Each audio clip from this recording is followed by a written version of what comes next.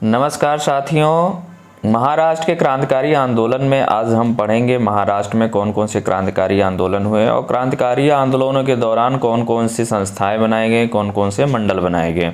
तो बात करते हैं। सबसे पहले महाराष्ट्र में व्यायाम मंडल बनाया जाता है। क्रांतिकारी आंदोलन के दौरान व्यायाम मंडल जो बनाया जाता है वो चापेकर बंधुओं के द्वारा बनाया जाता है। चापेकर बंधुओं में आते हैं दामोदर हरि चापेकर, बालकृष्ण चापेकर और वासुदेव चापेकर। ये तीनों को मिला करके तीनों को हम चापेकर बंधुओं के नाम से जानते हैं।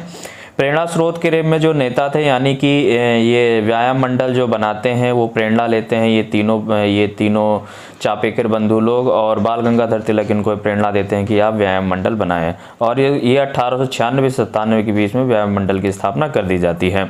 इस मंडल के द्वारा जो कांड होता है वो सबसे पहले होता है कि कांड दो होते हैं। 2 अंग्रेज अधिकारियों की हत्या कर दी जाती है, रैंड और एयर्स्ट। ये जो हैं ये पूना में प्लेग रोकने के नाम पर ये आम जनमानस या आम भारतीयों के साथ दुर्व्यवहार करते थे, जिसकी वजह से व्यायाम मंडल के द्वारा इन दोनों ही अंग्रेज अधिकारियों की हत्या कर दी जाती है।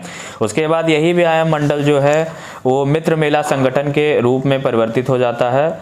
व्यायाम मंडल किसमें हो जाता है? मित्र मेला संगठन में कन्वर्ट हो जाता है, क्योंकि जब हत्या हो जाती है उसके बाद जो है कार्रवाई होती है, कार्रवाई के बाद जो है व्यायाम मंडल खत्म कर दिया जाता है। उसके बाद मित्र मेला संगठन बनता है महाराष्ट्र में ही। 1899 में नासिक में संस्था बनाई जाती है, और ये मित्र मेला संगठन जो है एक संगठन होता है। उसके बाद ये है इसी मित्र मेला संगठन को एक संस्था के रूप में कन्वर्ट कर दिया जाता है, जिसको हम अभिनव भारत बोलते हैं। अभिनव भारत संस्था के रूप में इसको कन्वर्ट करते हैं।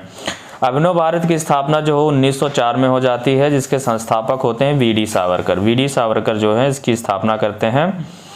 और ये मित्र मेला संगठन के जो सदस्यों की बात करें तो इसमें जी.डी. सावरकर होते हैं, जो कि वी.डी. सावरकर के ही भाई हैं। जी.डी. सावरकर को पुस्तक लिखने के कारण को काला पानी की सज़ा दी जाती है। पांडुरंग महादेव वापट जो होते हैं इनको कहाँ पे भेजा जाता है? पेरिस जो है फ्रांस के पेरिस में भेजा जाता है, जहाँ पे रूसी क्रांतिकारी रह रहे होते हैं, और रूसी क्रांतिकारियों से बम बनाने की कला सीखने के लिए भेजा जाता है। और जब ये कला सीख कर आते हैं तो वो अपनी एक पुस्तक भी लिखते हैं, बम मैनुअल पुस्तक जो लिखी जाती है पांडुरंग महादेव वापट के द्वारा लिखी जाती है, और भारतीय इस प्रकार बम बनाने की कला को सीख जाते हैं। उसके बाद वी.डी. सावरकर जो है इंग्लैंड चले जाते हैं। जब ये अपने अभिनव भारत की स्थापना करके वी.डी. सावरकर जी इंग्लैंड चले जाते हैं, और उसी के बाद जो होता है नासिक षड्यंत्र केस होता है। जी ये घटना जो होती है 1909 में होती है। इस षड्यंत्र में जो है नासिक षड्यंत्र केस में जो जिला जज जैक्सन की हत्या कर दी जाती है, जिसमें 3 सदस्य शामिल होते हैं, अनंत लक्ष्मण कन्हारे, कृष्ण जी गोपाल और विनायक देश पांडे। तो वी.डी. सावरकर को गिरफ्तार करके काला पानी की सज़ा दी गई, क्योंकि ये नासिक षड्यंत्र केस जो है होता है ये अभिनव भारत के सदस्य के लोग ही करते हैं। तो इसके जो संस्थापक वी.डी. सावरकर जी होते हैं, एक्चुअली में ये इसमें शामिल नहीं होते, फिर भी इनको गिरफ्तार करके काला पानी की सज़ा दे दी जाती है वी.डी. सावरकर को।